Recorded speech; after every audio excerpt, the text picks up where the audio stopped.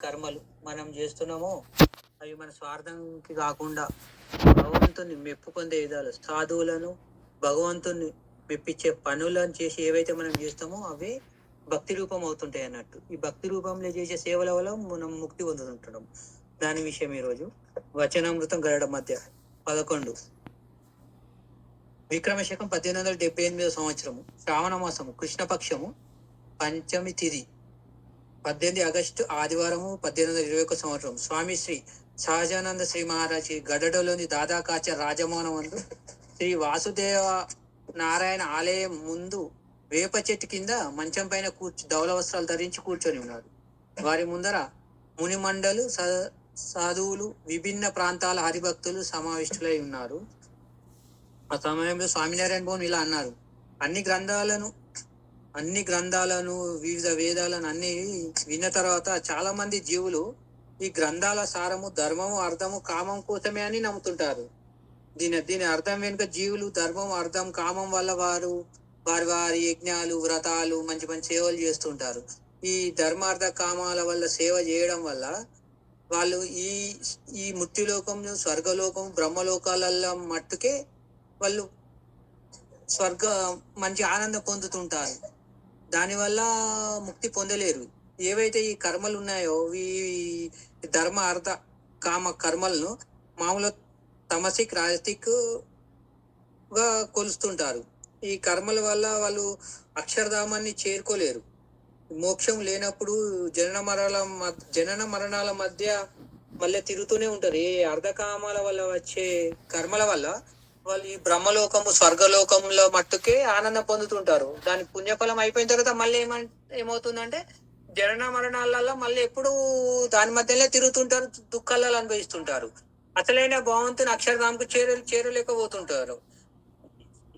దీన్ని వచనామృతం ఇట్లా వచనామృతం యొక్క మహిమ భగవాన్ స్వామినారాయణ వచనామృతం ఏదైతే ఉందో దాని గుణాతీతం స్వామి ఈ విధంగా చెప్తుంటారు: ఎవరైతే వచనామృతమును సరిగా అర్థం చేసుకున్నట్టయితే వారి జీవితంలో శాంతి ఉంటుంది.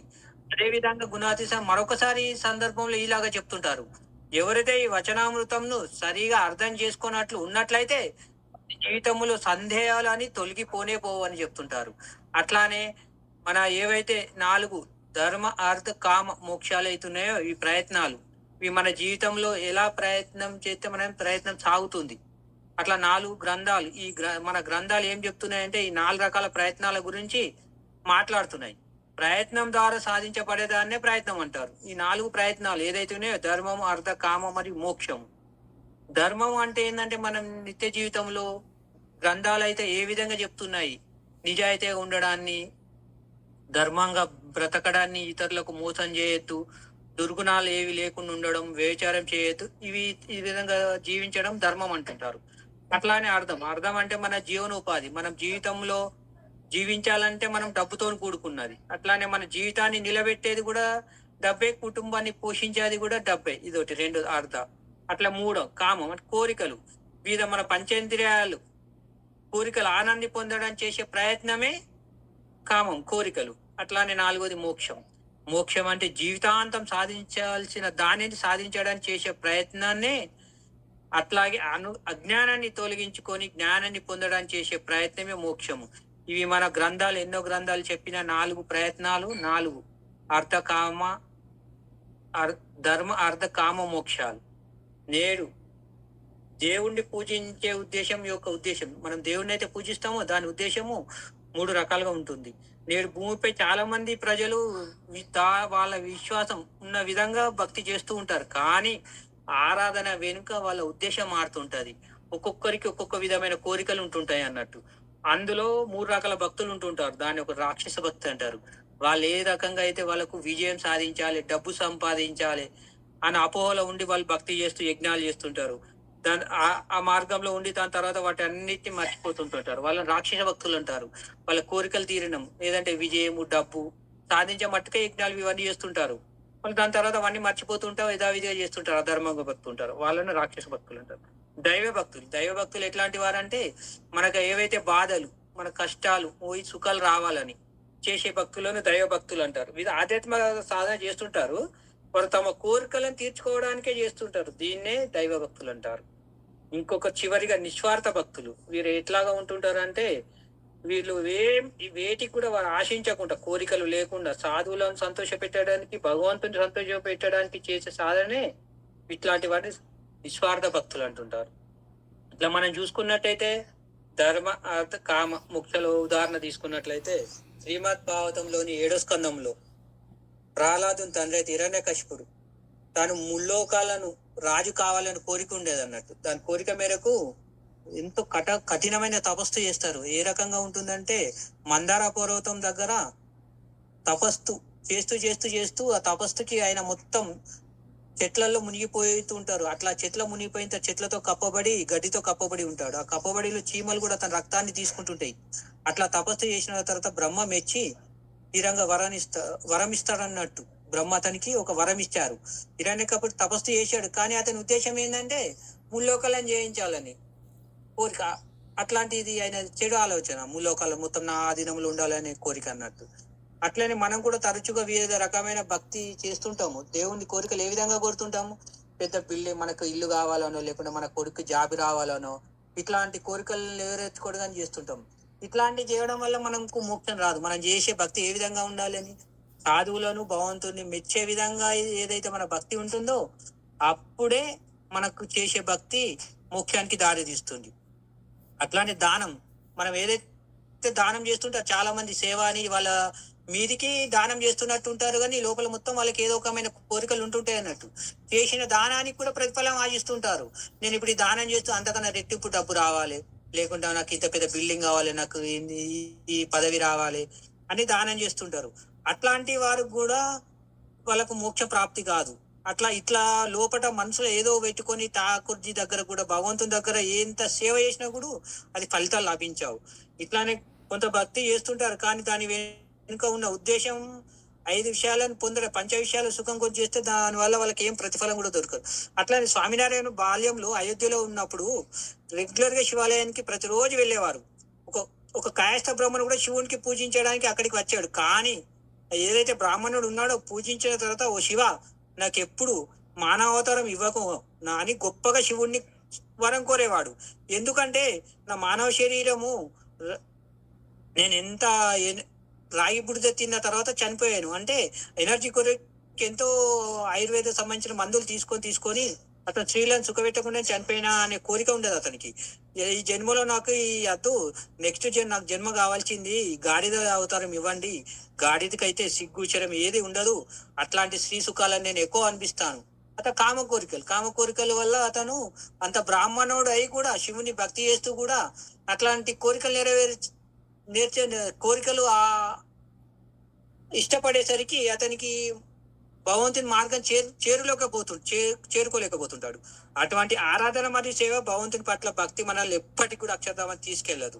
ఇట్లాంటి భక్తి చేయడం వల్ల వచనామృతంలో స్వార్థపూరిత భక్తి, మనకు కావాలి, మన కోరికలు నెరవేరాలని భక్తిని చేయడం వల్ల స్వర్గంలో, బ్రహ్మలోకంలో, మర్త్యలోకం ఎలాంటి ప్రతిఫలం లభిస్తుందో, కానీ మంచి కర్మ ఫలితాలను ఆస్వాదించిన తర్వాత 84 లక్షలు ఏవైతే జీవరాశుల బాధలను భరించాల్సి ఉంటుంది.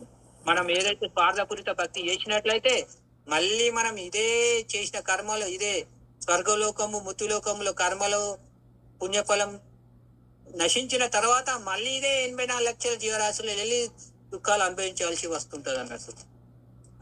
ఇట్లా ముక్తానంద స్వామి చెప్తుంటారు ఒక కీర్తనలో, మనం ఎంత యజ్ఞం చేయడం ద్వారా స్వర్గ సుఖాలు అనుభవించిన పుణ్యకార్యాలు చేసినాను కూడా గురు అనుగ్రహం లేకుండా చేయడం కష్టము. ఒక వ్యక్తి దగ్గర డబ్బు ఉన్నంతసేపు విదేశాలు ప్రయాణించగలుగుతాడు, కానీ డబ్బు అయిన తర్వాత మళ్ళీ తిరిగి రావాల్సిందే. అట్లానే ఒక వ్యక్తి ఎంత మంచి పనులు చేస్తే స్వర్గంలో అంత ఎక్కువ ఆనంది పొందుతాడు, కానీ తర్వాత అతను జనన మరణాల నరకాల చక్రానికి తిరిగి వెళ్లాల్సే ఉంటుంది ఏదైతే స్వార్థంతో చేస్తే. అసలు మనం రెగ్యులర్ గా పని చేస్తుంటాం, కర్మలు చేయడం తప్పనిసరి, కానీ కొన్నిసార్లు చర్య త్యాగం మంచిది అనిపిస్తుంది. మనం చేసే కర్మల కన్నా త్యాగం మంచిది అనిపిస్తుంది, కానీ కర్మ పని చేయడం వల్ల సంఘర్షణ, అంటే బంధానికి మనం చేసే కర్మలు బంధానికి దారితీస్తాయి. కొన్నిసార్లు ఒక స్వభావం పెరుగుతున్నట్లు అనిపిస్తుంది, మరియు అంతర్గత అశాంతి అవుతుంటది. అయితే త్యాగము శాంతిని తెస్తుంది. స్వామినారాయణుడు మరి అతీంద్రియ సాధువులు మనకు నిజమైన అవగాహన ఇస్తారు. ఏ రకంగా వచనామృతం అనే పుస్తకం గ్రంథంలో స్వామినారాయణుడు సన్యాసుల నుండి గృహస్థుల వరకు అందరికీ భక్తి మార్గాన్ని సూచించారు. వచనామృతం గరడ ప్రథమం 31లో స్వామినారాయణ ఈ విధంగా చెప్తుంది. ఇద్దరు భక్తుల మధ్య వ్యత్యాసము. ఒక భక్తులు ఉంటుంటారు, వాళ్ళు నిత్యము వాళ్ళ పని వాళ్ళు ఆచరిస్తుంటారు, ఇతరులకు ఇబ్బంది పెట్టకుండా, కానీ భక్తి చేయకుండా. ఇవన్నీ మొదటి వ్యక్తి వారి పనులు వారు చేసుకుంటూ ఇతరులకు ఇబ్బంది లేకుండా చేసుకుంటూ ఉంటారు వాళ్ళు మంచిగానే. కానీ భక్తి మార్గంలో భగవంతుని సేవ చేసుకుంటూ అన్ని రకాలుగా ఉండి అప్పుడప్పుడు కొంచెం మాట మారుస్తుంటారు. ఈ ఇద్దరి మధ్యలో ఎవరు నిజమైన భక్తులు అని అడుగుతారు. ఇద్దరు భక్తులు ఎవరు ఉత్తములు అని అడుగుతారు. అప్పుడు స్వామినారాయణ భవన్ ముక్తానంద స్వామి బ్రహ్మానంద స్వామిని ఈ సమాధాన్ని ధృవీకరించండి మీరే అని చెప్తారు. అప్పుడు ముక్తానంద స్వామి బ్రహ్మానంద ఇలా అంటారు, తన మాటల ద్వారా ఎవరైతే భక్తుడు తన మాటల ద్వారా కొంతమంది బాధ కలిగించవచ్చు, కానీ దేవుడిని సాధుని సేవిస్తున్నారు కాబట్టి ఈతనే ఉత్తముడు త్యాగం అనుసరించే భక్తుడు అని చెప్తారు. ఇంకొక భక్తుడు అతను చేస్తున్నాడు కానీ భక్తి మార్గంలో లేడు కాబట్టి అతను ఉత్తముడు కాదు అని చెప్తుంటారు. అట్లా కర్మ అనేది క్రియ మన రెగ్యులర్ గా నిజ జీవితంలో కర్మ కంపల్సరీ చేయవలసిందే. రెగ్యులర్ పనులు చేయకుండా ఉండలేము, సామర్థ్యాన్ని బట్టి కలిగి ఉంది. కానీ ధర్మ అర్థ కామం విడిచిపెట్టడం కాదు. వాస్తవికత ఏమిటంటే ఒక వ్యక్తి ఎప్పటికీ కర్మ నుండి పూర్తిగా విముక్తి పొందలేడు. తినడం, స్నానం చేయడం, నిద్రపోవడం అనేది శ్వాస ఇవన్నీ రెగ్యులర్ చేసే కర్మలే కాబట్టి తప్పనిసరి అవి. మనం కర్మని వదులుకోగలమని కాదు, కానీ కర్మ బంధంగా మారకుండా ఉండాలి. ఆ కర్మను ఎలా చేయాలి ఖచ్చితంగా నేర్చుకోవచ్చు. ఉదాహరణ, ఒక పిల్లాడు ఒక సైకిల్ తొక్కుతున్నప్పుడు పడిపోతాడు. అతను పడిపోతే సైకిల్ తొక్కవద్దని కాదు, కానీ సైకిల్ ఏ విధంగా తొక్కాలోనే నేర్చుకోవాల్సి ఉంటుంది. అట్లా వంట చేసేటప్పుడు ఒక వ్యక్తి చేయి కాలుతుంది, వంట చేయకుండా ఉండడం అని కాదు అది. దానివల్ల వంట చేసే విధానం ఎట్లా అని నేర్చుకోవాలి. ఏదైనా మనకు బంధకంగా ఉండకూడదు. అట్లా అట్లా రోజువారీ కార్యక్రమాలు జోడించాల్సిన కొన్ని అంశాలు రోజువారీ కార్యక్రమాలకు. అట్లా మన గ్రంథాలు మరియు గొప్ప సాధువులు చేసే కర్మలు మరియు ప్రవర్తనను నిషేధించారు, కానీ అవి మనకు బంధకంగా మారకుండా దాన్ని ఉండడానికి దానితో ప్రత్యేకంగా తీవ్రత చేయాలని వివరిస్తారు.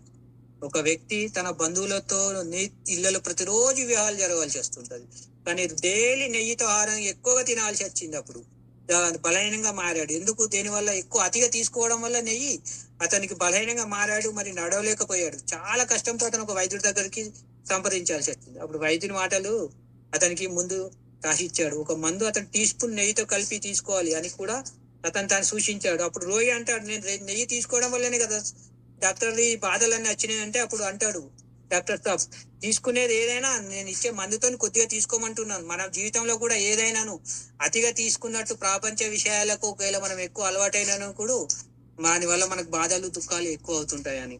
అట్లా శ్రీమద్ భాగవతం మొదటి స్కందంలోని 5వ అధ్యాయంలో దర్జీ యొక్క ఉదాహరణ అన్నట్టు ఇవ్వడం ద్వారా నెయ్యి ప్రాపంచక విషయాల్లాగా మనం మనిషి పతనానికి దారి తీస్తుంటాయి అన్నట్టు. మనం బయట కానీ ప్రాపంచిక కార్యక్రమాలు దేవుని ప్రీతి కోసం చేస్తే అవి ఏవైతే మనం చేసే నిత్య జీవితంలో చేసే కర్మలన్నీ భగవంతుడు సాధువులను మెప్పించడానికి చేసినట్లయితే మనకు మోక్షం ప్రాప్తిస్తుంది. అట్లాగా చూసుకున్నట్లే సారంగపూర్కి చెందిన సద్గురు సాధు పూజ్య సంత్ వల్లభ స్వామి చెప్పినారు, ఒక రైలు నిర్దిష్ట ప్రదేశానికి స్టేషన్ కు చేరుకోవాలంటే సరైన ప్రదేశంలో పట్టాలు చేంజ్ చేయాలి. అట్లానే మన నిజ జీవితంలో కూడా మనం అక్షరధామ్ అనే స్టేషన్ కి వెళ్ళాలంటే మన పట్టాలను కొద్దిగా చేంజ్ చేయాలి. అదే విధంగా మన దూరలను మనం చేసే కర్మలను విడిచిపెట్టకూడదు. బదులుగా మనము దేవత గురువులను సంతోష పెట్టడానికి ఆలోచన ధోరణి చేర్చాలంటే మన నిత్య జీవితంలో సాధువును భగవంతుని అయితే ఏదైతే మనము సేవ చేసినట్లయితే మనం రైలు ఏదైతే మార్గానికి నిర్దిష్ట మార్గం చేరుకుంటూ ఆ విధంగా మనం అక్షరధామానికి ప్రాప్తి అవుతుంటది అన్నట్టు మన నిజ. అట్లా స్వామినారాయణ సమయంలో కూడా భక్తులు చాలా మంది ఉండేది. అప్పుడు స్వామినారాయణ ఉన్న టైంలలో భక్తులు వివిధ దాంట్లో నిమగ్నులే ఉండేది, బిజినెస్ లైనా బయట విషయాలు. కానీ అట్లాంటివి సుందర్చి సుతార్ రాష్ట్ర అధికారి, అట్లా దాదా కాజర్ అని పర్వత్ భాయ్ అని ప్రముఖ రైతులు ఉండేది ఆ టైంలో.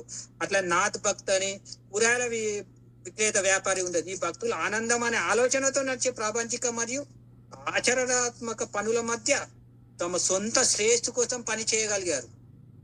స్వామినారాయణ ఉన్నప్పుడు కూడా వాళ్ళ ఆనందం కోసం ఆలోచన కోసమే వాళ్ళు స్వామినారాయణ మెప్పించడానికే పనులు చేసేవారు. వారు అంత పెద్ద పెద్ద బిజినెస్ లలో ఉండి కూడా ఎప్పుడు స్వామినారాయణ భవన్ సంతోష పెట్టడానికి సాధువులను సంతోష పెట్టడానికే ఉండేది వాళ్ళు. అలాంటి భక్తులు ఒక ఉదాహరణ తీసుకున్నట్టే బాంద్య గ్రామానికి చెందిన దోషాబాయి అనే భక్తుడు ఉండేవాడు. స్వామినారాయణ భవన్ ఆదేశంతోనే ఆయన ఆయన ప్రపంచంతో అనుసంధానించబడ్డాడు. అయినప్పటికీ అతను తను పూర్తిగా ప్రపంచానికి భక్తికి దూరంగా ఉన్నట్లు అనిపిస్తుంది. కానీ ఆయన నిత్యం దోషాబాయి మనసులో ఎప్పుడు స్వామినారాయణ మోహన్ ఆలోచనతోనే నిత్యం బిజినెస్ చేసేది. ఆయన బిజినెస్ లోనే ఫుల్ బిజీగా ఉండేది. కానీ చూసే వ్యక్తులు చాలా మంది ఎట్లా అనుకునేవారు, ఈ దోషాబాయి ఇంత బిజినెస్ చేస్తున్నాడు, మరి ఎప్పుడు భక్తి చేయగలిగాడు అనుకునేవారు. కానీ ఒకరోజు ఇదంతా స్వామినారాయణ భవన్ ఒకరోజు ఏం చేసేదంటే, దోషాబాయికి నువ్వు ఉన్న ఫలంగా ఏదైతే నీ ఆస్తి నీ సంపద ఉన్నదో మొత్తం అమ్మమని కోరాడు. వెంటనే మహారాజ్ స్వామినారాయణ ఆజ్ఞతో సంతోషించడానికి దోషాబాయి ఉన్న మొత్తం అమ్మి ఆ డబ్బును మహారాజ్ స్వామినారాయణ భవన్ దగ్గర చేర్చారు. ఆ రకంగా దోషాబాయి చేసే సంపద కూడా అందరు బాహ్య ప్రపంచ వ్యక్తులు అనుకునేది అన్నట్టు.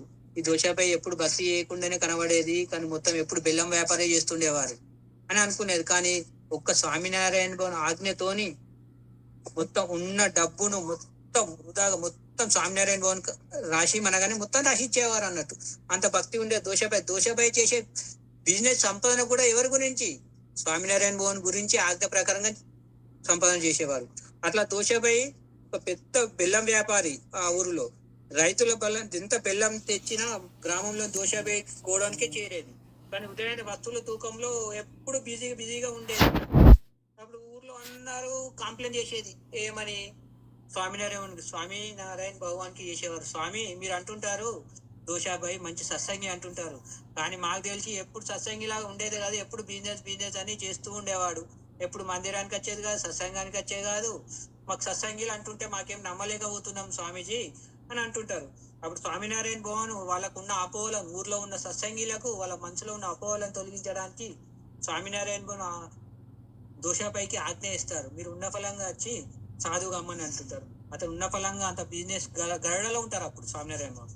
ఆ ఆజ్ఞ మేరకు దోషాబాయి అతని గ్రామం నుండి ఉన్న ఫలంగా వచ్చి సాధువు అవడానికి అవుతారు. అప్పుడు ఊర్లో ఉన్న వాళ్ళంతా భక్తులంతా చూసి ఆశ్చర్యపోతుంటారు అన్నట్టు. ఒక స్వామినారాయణ భవన్ ఒక అంత బిజీ ఉన్నా కూడా, బిజినెస్ లో కూడా అంత డబ్బు సంపాదించినా కూడా, స్వామినారాయణ భవన్ ఒక ఆజ్ఞ వేసేసరికి గరడ వచ్చి సాధువు అయిపోవడానికి సన్నతం అయిపోతుంటారు అన్నప్పుడు. అది చూసి భక్తులంతా ఆశ్చర్యపోతుంటారు అన్నట్టు. ఇట్లాంటి స్వామినారాయణ భవన్ ఉన్న టైంలో ఎంతో మంది సాధువులు ఉండేవారు. ఈ రకంగా బిజినెస్ సన్యాసి దోషాబాయిని చూసి వ్యాపారులు ఆశ్చర్యపోయారు. ఇంత బిజినెస్ ఇంత అడవుడి ఉన్న దోషాబాయి ఈ విధంగా సన్యాసిలా అయిపోయారని. ఆ విధంగా మా వాళ్ళ ఉన్న ఎవరైతే భక్తుల మధ్య సత్సంగుల మధ్య ఉన్న అపోహలన్నీ తొలిగిపోయినాయి ఆ విధంగా చేయడం వల్ల. దోషాబాయి బెల్లం వ్యాపారం ఒక కేవలం డబ్బు సంపాదించే మార్గం కాదు, భక్తికి ఒక మార్గము. ప్రముఖ రచయిత ఉండేది అప్పుడు శివకేరి ఇలా అంటుంటారు, విజేతలు వేరు వేరు. కిరణ్ గారు ఒక్క నిమిషమా, వద్దు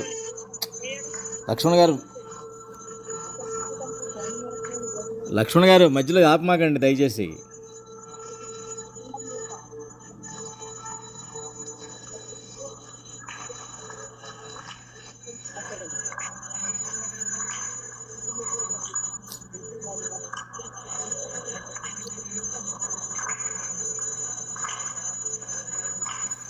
సురేష్ గారు అది కొంచెం ఆపండి. అది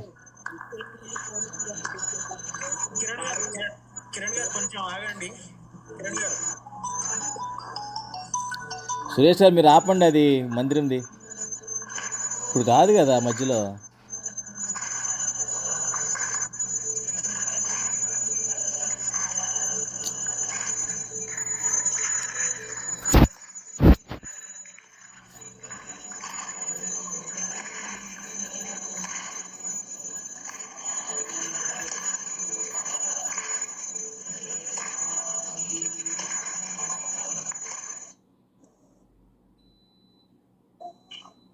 ఓకే కిరణ్ గారు కంటిన్యూ చేయండి.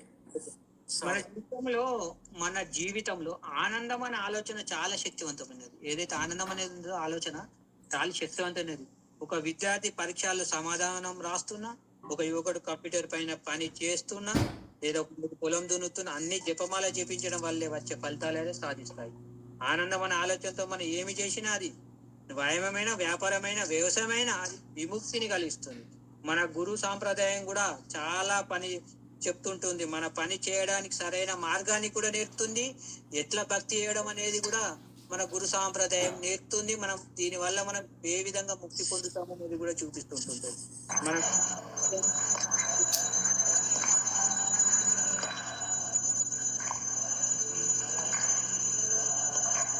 లక్ష్మణ్ గారు, లక్ష్మణ్ గారు,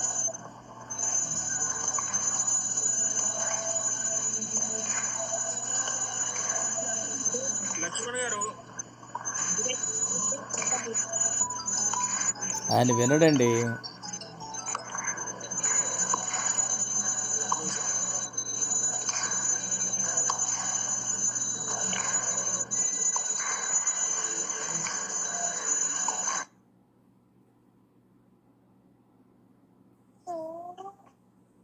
కిరణ్ గారు కంటిన్యూ చేయండి. సరే సరే కానీ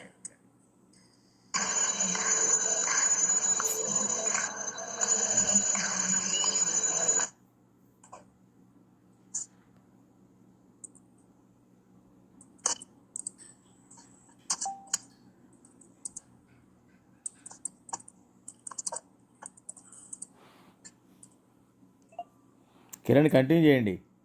సార్ అట్లానే మన నిజ జీవితంలో చేసే కర్మలని ఎలా భక్తి రూపం ఎలా ఏర్పడతాయి అనుకున్నామో అట్లానే మనం చూసుకున్నట్లయితే మన స్వామినారాయణ సాంప్రదాయంలో గురువులు పరంపరలో వారి చేసే క్రియలు కూడా ఎట్లా భగవంతుణ్ణి ఎట్లా మెప్పియడానికి ఎలా చేస్తారనే దాని గురించి ఇప్పుడు మనము యోగిజీ మహారాజ్ టైంలో భక్తికి అంకితభావం కలిగి ఉండేది. అప్పుడు యోగిజీ మహారాజు శాస్త్రీజీ మహారాజును సంతోష పెట్టడానికి ఎంతో సేవ చేసేది. అప్పుడు శాస్త్రీజీ మహారాజ్ గురించి యోగిజీ మహారాజ్ యొక్క భక్తికి అంకితభంగా సాధు యొక్క సారాంశం యోగిజీ మహారాజు నిజ జీవితంలో ఎంతో సేవ చేసింది శాస్త్రీ మహారాజు మెప్పించడానికి. అట్లా గోండల ఆలయ సేవలు మొత్తం శాస్త్రీ మహారాజు యోగిజీ మహారాజ్కి అప్పగించారు అన్నట్టు మందిర నిర్మాణం పనులన్నీ. అప్పుడు ఎంతో ఉత్సవంతో యోగిజీ మహారాజ్ ఆలయ నిర్మాణంలో ఎన్ని ఆర్థిక ఇబ్బందులు ఎదురైనాను అతను శాస్త్రీజీ మహారాజుని మెప్పు పొందించడానికి ఎంతో ఎప్పుడు స్వామినారాయణ మోహన్ గుణాతీత స్వామితోనే ఎప్పుడు నిష్ఠగా ఉండేది అన్నట్టు. ఎన్ని బాధలు వచ్చినాను కూడా ఎన్ని అయినాను. ఆ రోజు కార్మికులు పని మానేసి ఖాళీగా కూర్చున్నాం కూడా అంత ఏం పట్టించుకుపోయేది కాదు. స్వామినారాయణ శాస్త్రీ మహారాజ్ భక్తి చేసేది. ఆలయంలో ఆర్థిక ఇబ్బందుల మధ్య కూడా ఆలయానికి సేవ చేయడం ఎప్పుడు ఆపలేదు యోగిజీ మహారాజ్. గురు శాస్త్రీజీ మహారాజ్ను సంతోష పెట్టాలనే ఆలోచనతోనే అతను నిమగ్నమై ఉన్నారు యోగిజీ మహారాజ్. ఆ పాత్రలు కడగనియండి, ఇంకా మిగతా పనులే కానీ దేని విషయంలో సత్సంగం వల్ల దేనిదైనాను ఇంత కూడా శాస్త్రీజీ మహారాజ్ ఎప్పుడు సంతోష పెట్టాలనే ఉద్దేశంతోనే పని చేస్తుండేవారు.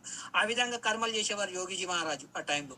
అట్లా యోగిజీ మహారాజ్ జీవిత భావాలను వ్యక్తపరుస్తూ ఈ యోగిజీ మహారాజ్ ఇలా అన్నారు: మేము 1969 శాస్త్రీజీ మహారాజు సాన్నిధ్యంలో వచ్చాము. 2007లో వచ్చాం. ధామ్కు వచ్చే వరకు ఆయన ఆదేశాల నిరంతరం పాటించడం ద్వారా స్వామిని సంతోషంగా ఉంచాము.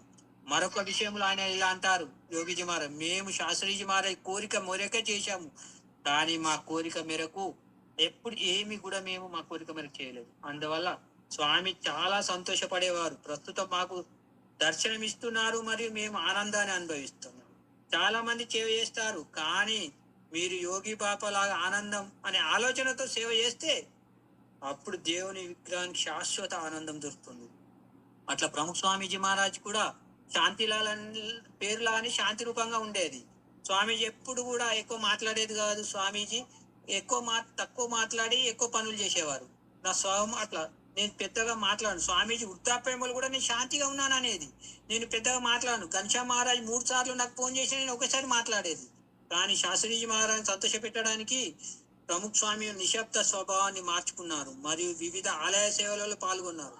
శాస్త్రీజీ మహారాజ్ ఇప్పటికీ స్వభావాన్ని చూశారు. అందుకనే ప్రముఖ స్వామీజీ మహారాజ్ 28 సంవత్సరాలనే BAPS ప్రముఖగా నియమించారు. ప్రముఖ స్వామి మహారాజ్ ఎప్పుడైతే ప్రముఖగా నియమించబడ్డారో శాస్త్రీజీ మహారాజ్ ద్వారా ప్రముఖ స్వామీజీ మహారాజ్ అప్పటి నుండి కూడా గురువుని సంతోష పెట్టడానికే BAPS సంస్థను ప్రపంచ విశ్వవ్యాప్తంగా అన్ని మందిరాలు నిర్మించి సాధువులను కావడానికి ఎంతో ప్రోత్సహించారు. ఎంత ఆరోగ్యం బాధలో ఉన్నా కూడా ఎప్పుడు సంస్థ గురించే ప్రాధేయపడేది. అట్లా ఎంతో సంతోష పెట్టారు ప్రముఖ స్వామి. అట్లానే 1995లో సాగర్ యాత్ర నిర్వహించబడింది. ఆ పర్యటనలో సాధువులు ప్రముఖ స్వామి మహారాజ్తో ప్రశ్నోత్తరాల సమావేశం నిర్వహించారు. అప్పుడు ప్రముఖ స్వామి మహారాజ్ ఈ విధంగా అడిగారు ప్రశ్నలు: శాస్త్రీజీ మహారాజ్ గురించి నిరంతరం ఎలా ఆలోచిస్తారు స్వామీజీ అని అన్నారు. అప్పుడు మనం సహజంగా చర్యలు చేస్తే ఒక వ్యక్తి గురించి నిరంతరం ఆలోచిస్తాం, కానీ దాన్ని సమాధానం చేస్తారు. మంచి భక్తులు మహాన్ స్వామి నుండి లేఖలు అందుకున్నారు. మంచి భక్తులు మహాన్ స్వామి నుండి ఎన్నో లేఖలు అందుకున్నారు. మనకు మహారాజ్ మార్గదర్శకం మరియు ఆశీర్వాదాలు లభిస్తాయి. ఒకసారి భావనగర్లో స్వామీజీ మహాన్ స్వామి మహారాజ్ భావనగర్లో ఉన్నారు. ఆ టైంలో ఎన్నో ఉత్తరాలు వచ్చినాయి, చాలా కుప్పలు కుప్పలుగా. అవి చూసి సాధువులు ఇలాగన్నారు, స్వామి ఇన్ని ఉత్తరాలు చూడడం మీకు విసుగు పుట్టదా అని అడిగారు. స్వామీజీ నిరాకరించి, నేను అంత తేలికగా విసుగు చెందను అని అన్నారు. అని కొన్ని రోజుల క్రితం ఒక సేవక సాధువు ఇలాంటి ప్రశ్న అడిగినప్పుడు ఇలా జవాబిచ్చారు మహాన్ స్వామి మహారాజ్. ఠాకూర్జీ పట్ల, భగవంతుని పట్ల భక్తి ఉంది అవునా, భారత్ మరియు విదేశాల నుండి చాలా, మీరు ఏ ప్రదేశంలోనైనా ఎప్పుడైనా ఎంత భక్తి ఉంటే మనకు అలసట అవన్నీ ఏముండదు. భగవంతుని ఆనందం పరిచే విషయంలో ఇవి మనకి ఏవి కూడా గుర్తురావు. మన ఇష్టదేవుణ్ణి మరియు గురువుని సంతోష పెట్టడానికి చేస్తే ఆ సేవ భక్తిగా మారుతుంది. మన గురువులు మనకు ఈ విధంగా వివరించారు. గురు సాంప్రదాయం నుండి ప్రేరణ పొంది మనం కూడా ప్రతి చర్యలోనూ దేవుణ్ణి, గురువుని ఎప్పుడు సంతోష పెట్టడానికే చూస్తూ ఉండాలి. ఈ విధంగా స్వామీజీ మహారాజ్, మహాన్ స్వామి మహారాజ్ ఏ విధంగా అయితే ఎట్టి పరిస్థితులు సంతోష పెట్టాలి. ఆనందం యొక్క ఆలోచన యొక్క స్పష్టత మరియు దృఢత్వం కొరకు ముఖ్యం. ఇది చాలా ఆనంద పెట్టడం ఎంతో అవసరం. మనం తరచుగా గురువును సంతోష పెట్టే విధంగా ప్రవర్తించాలి, కానీ ఆలోచన యొక్క దృఢత్వము మరియు స్పష్టత లేకుండా మనం ఆయనను సంతోష పెట్టలేము. అట్లా వచ్చక్రాంతి అట్లానే ఈ సమయంలో అత్త కోడలు ఇద్దరు పులిబా అనే విభేదాలు ఉండేటి స్వామినారాయణ టైంలో. అత్త మన కోడల మధ్య విభేదాలు క్రమంగా పెరిగిపోతుండేటి. స్వామినారాయణ అప్పుడు పులిబా ఆమె తల్లిదండ్రులు ఇంటికి పంపారు. దీంతో పులిబా బాధపడి నోటిలో బూట్లు క్షమాపణ చెప్పడానికి సిద్ధంగా ఉంది. అందువల్ల స్వామినారాయణ మత్స్యాన్ గ్రామంలోని అత్తని విషయాన్ని పరిష్కరించడానికి ఒప్పించడానికి ప్రయత్నించాడు అత్తను. కానీ అత్త నిరాకరించింది. పదే పదే ప్రయత్నించినప్పటికీ, అంత భక్తురాలు స్వామినారాయణ మోహన్కి ఆ అత్త, అయినా కూడా స్వామినారాయణ మోహన్ చెప్తే నిరాకరించింది. పదే పదే ప్రయత్నించినప్పటికీ అత్త దృఢంగా ఉంది. స్వామినారాయణ మోహన్ వెళ్ళిపోయాడు. ఈ గ్రామానికి నీటి సరఫరాను అవిత్రం చేశారు. అయినప్పటికీ అత్త అతన్ని ఆపలేదు. పండుగ సమయంలో భక్తిని ప్రదర్శించిన అత్త అతని డబ్బు ఇచ్చారు. అదే అత్తకు వ్యతిరేక భావన ఉంది. గతంలో స్వామినారాయణ భవన్ ప్రసన్నం చేసుకోవడానికి ఇలాంటి ఆధారాలు ఎన్నో ఉన్నాయి, కానీ అతని ఆనందం యొక్క ఆలోచన స్పష్టంగా మరి దృఢంగా లేవు. ఆనందం యొక్క ఆలోచన కాబట్టి అతను స్వామినారాయణ భవన్ ఆజ్ఞను పాటించలేకపోయారు. ఎంత స్వామినారాయణ భక్తురాలైనా ఆ ఆనందం యొక్క ఆలోచన సరిగా లేకపోవడం వల్ల కోడల్ని నిరాకరించింది. అదే స్వామినారాయణ భవన్ చెప్పినట్టు వినినట్టయితే కోడలను అగ్రి చేసుకుని మళ్ళీ ఎప్పటిలో ఇంటికి తీసుకొచ్చేది. కానీ ఆమె సరి ఆహ్వానం లేక అంత సేవ చేసింది, ఏం లాభం? సరి ఆహ్వానం లేక భక్తి చేసింది. సరైన వాళ్ళైతే ఆ ఏదైతే అత్త ఉందో ఆ కోడల్ని తీసుకొచ్చి స్వామినారాయణ ఆజ్ఞగా పాటించేది. ఆ విధంగా మనం చేసే భక్తి కూడా ఉద్దేశపూర్వకంగా ఉండాలి. ఏదైనా భగవంతుని గురించి ఉండాలి, భగవంతుడు ఏది చెప్పినా మనం పాటించాలి. లేదు మనం పాటించినట్లు కూడా మనం చేసే ఎంత భక్తి అయినా వృధా అవుతుంది. అట్లా గొప్ప మనుషులకు లక్ష్యాలు ఉంటాయి, ఇతరులకు కోరికలు మాత్రమే ఉంటాయి అనే ఆంగ్ల సామెత ఉంది. ఆ విధంగా మనం ఆనందాన్ని కోరుకోవడమే కాకుండా దాన్ని మన జీవిత లక్ష్యంగా కూడా చేసుకోవాలి. ఇలా జరిగితే మన ప్రతి ఆచరణాత్మక చర్య భక్తిగా మారుతుంది. మన జీవితంలో ఎప్పుడు ఆనందంగా ఉంటుంది, సుఖంగా, శాంతిగా ఉంటుంది.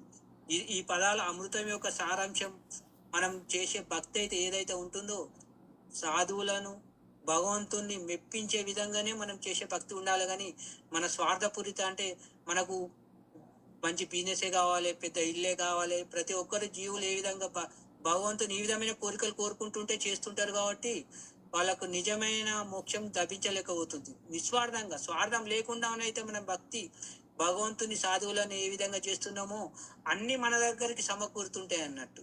జై స్వామినారాయణ బాబు. జై స్వామినారాయణ. ఎంత గొప్పగా చెప్పారు. థ్యాంక్ యూ కిరణ్ గారు. తదుపరి భాగం